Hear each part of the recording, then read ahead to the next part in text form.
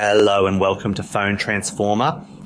Today I am going to show you how to tell Android version on your device so you can stay up to date with the latest features and security.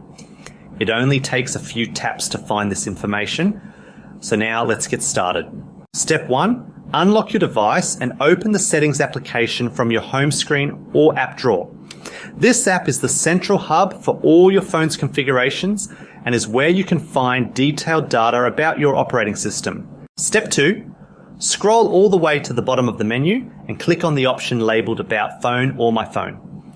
This section provides a complete overview of your device's hardware and identity, making it the right place to look for system specs. Step 3, look for a tab called Software Information and click on it to see your specific OS details.